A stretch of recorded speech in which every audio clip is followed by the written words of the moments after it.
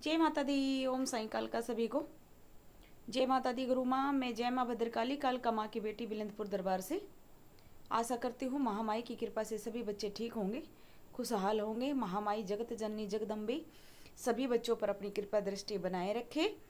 तो आज फिर हाजिर हैं एक नई जानकारी के साथ। मिलिए मेरी माँ से। जयकारा भद्रकाली का, बोलिए सच्चे दरबार की जय।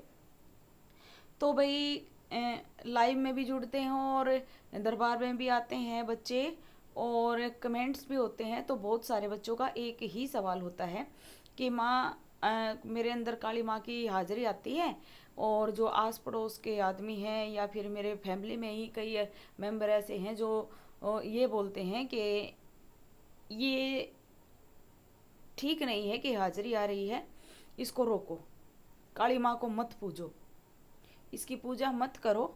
अगर हाजिरी आ रही है तो तुम तंत्र की तरफ जाओगे, क्योंकि काली माँ एक ऐसी शक्ति है जो सिर्फ तंत्र की तरफ ले जाती है। तो ऐसा कुछ भी नहीं है कि काली माँ तंत्र की तरफ ले जाती है, ऐसा कुछ भी नहीं है। ये सिर्फ लोगों की धारणा है। और रही बात दूसरी, बेटा, अगर आपके ऊपर हाजिरी आ रही है तो ये एक जन्म का प्रताप नहीं होता कि आपको हाजिरी मिल गई इसी जन्म के कर्म से।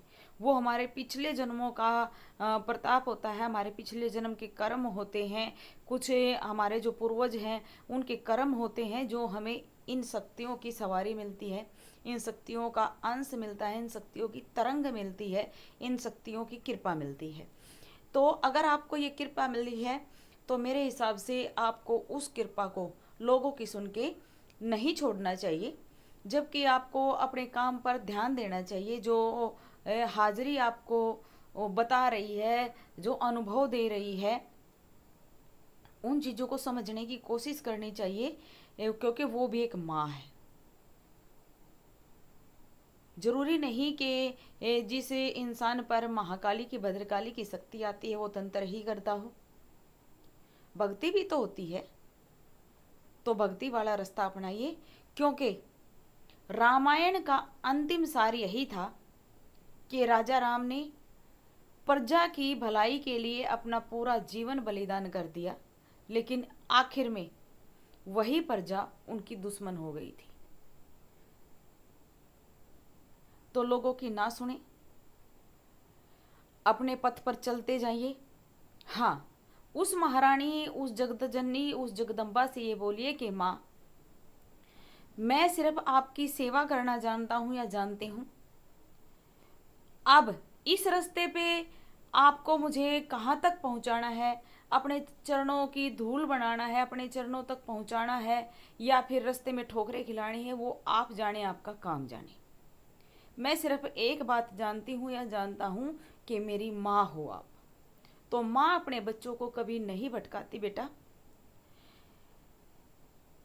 सच्चाई तो ये है कि वो इंसान कभी नहीं जीतता जो हमेशा जीत का स्वाद चखता है, जबकि आखिर में जीतता वही इंसान है जो बार बार हार के उस जीत के जो एक खुशी होती है, उस जीत को पाने का एक जो एक जुनून होता है, उसको समझता है।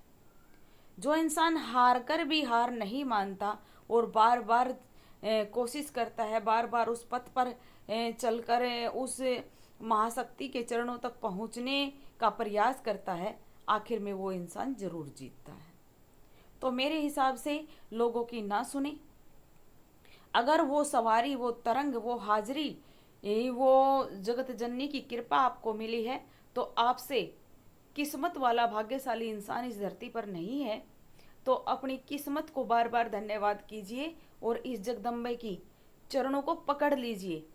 लोग चाहे कुछ भी बोले, उनका तो काम है बोलने का।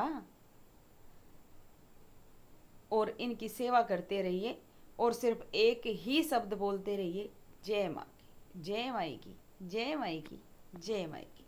बोलिए सच्चे दरबार की जय।